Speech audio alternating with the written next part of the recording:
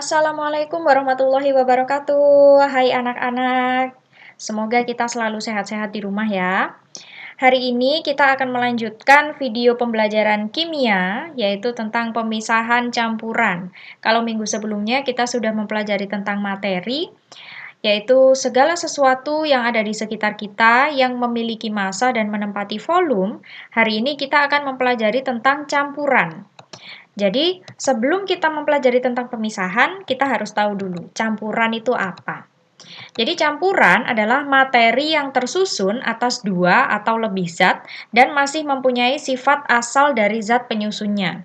Contohnya, udara yang kita hirup terdiri dari oksigen, karbon dioksida, dan zat-zat yang lainnya. Kemudian, air yang kita minum setiap hari terdiri dari berbagai jenis mineral. Kalau misalnya campuran terdiri dari berbagai zat, tentunya ada zat yang merugikan dan ada zat yang menguntungkan. Kalau misalnya ada zat yang merugikan dan menguntungkan, kita bisa memisahkan. Jadi mana yang menguntungkan dan mana yang merugikan itu nanti bisa terpisah. Bagaimana cara memisahkannya? Ada beberapa cara untuk memisahkan campuran. Kita akan bahas satu persatu. Untuk yang pertama, ada yang dinamakan filtrasi. Jadi kalau dari kata filtrasi, filter artinya berarti penyaringan untuk memisahkan padatan dari suatu cairan. Jika ukuran padatan cukup kecil sehingga tersebar merata di dalam cairan. Di sini ada contoh gambarnya. Nah, yang paling kiri ini air ketika tercampur dengan pasir. Pasirnya tersebar merata dengan air. Cara memisahkan bisa dengan ada gelas kosong, kemudian diberikan corong, di atasnya corong itu dikasih kertas saring. Nanti ketika dialirkan ke situ, pasirnya akan mengendap di bagian atas atau di kertas saring. Contoh yang paling sering kalian lihat mungkin kalau lagi ngopi, ya. Kalau lagi ngopi mungkin sering lihat gambar yang di bawah ini. Jadi itu penyaringan kopi, ampasnya itu nggak akan ikut turun ke bawah.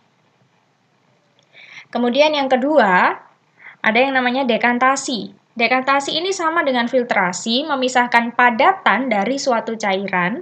Bedanya di sini ukuran padatannya cukup besar, sehingga mengendap di bagian bawah cairan. Kalau misalnya mengendap di bagian bawah cairan, tentunya akan lebih mudah untuk memisahkan.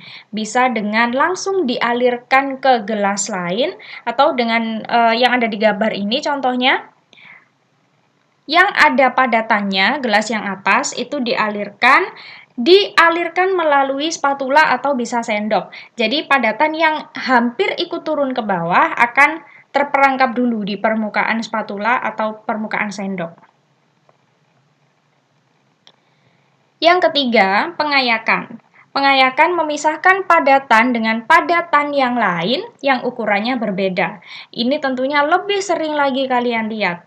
Contohnya, kalau ibu kalian lagi mau bikin kue, biasanya tepungnya kan diayak dulu. Nah, tujuannya untuk memisahkan tepung yang halus itu dengan padatan-padatan atau gumpalan-gumpalan yang kotor. Terus contoh lain, memisahkan pasir dari kerikil atau batu. Untuk yang keempat, di sini ada destilasi. Kalau destilasi, ini memisahkan campuran zat cair berdasarkan perbedaan titik didih. Di sini ada contoh gambar dari proses destilasi. Jadi yang warna orange ini adalah suatu campuran. Dia akan dipisahkan dengan cara dipanaskan di bagian bawah. Kalau dipanaskan otomatis nanti akan menguap. Nah, yang menguap itu nanti akan diperangkap oleh pipa yang ada di sebelahnya ini. Jadi uapnya nanti akan melewati pipa, kemudian berubah lagi menjadi embun.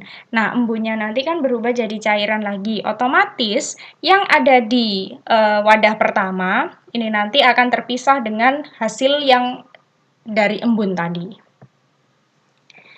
Kemudian ini contoh dari destilasi bertingkat.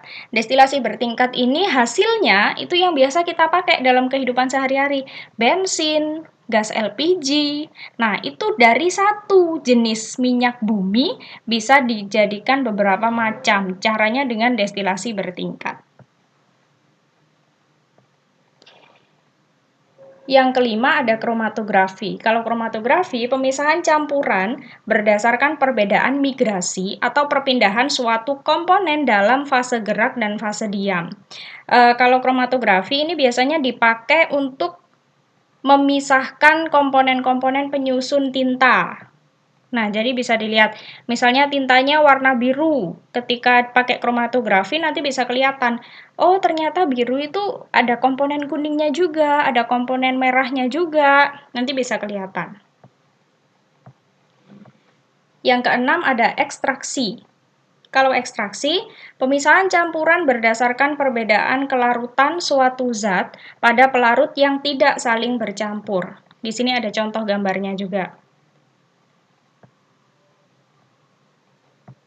Kemudian ada rekristalisasi. Ini berasal dari kristalisasi.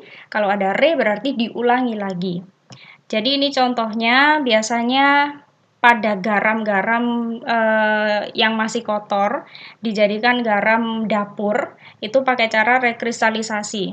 Jadi padatan garam yang masih kotor dilarutkan dulu, kemudian nanti disaring. Setelah disaring, hasil saringan yang bersih itu dikristalkan kembali. Jadi namanya rekristalisasi.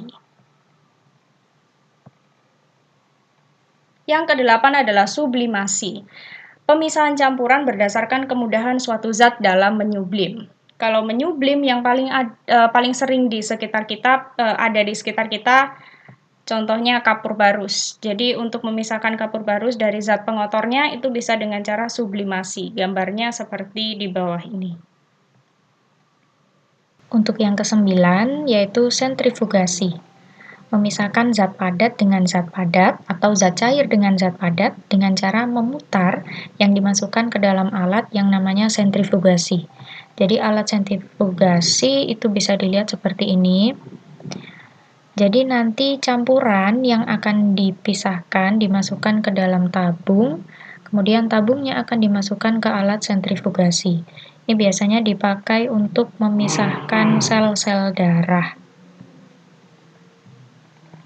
Nah, itu tadi adalah macam-macam pemisahan campuran. Untuk pembahasan yang lebih lanjut, kita akan belajar di video pembelajaran selanjutnya. Sekian. Wassalamualaikum warahmatullahi wabarakatuh.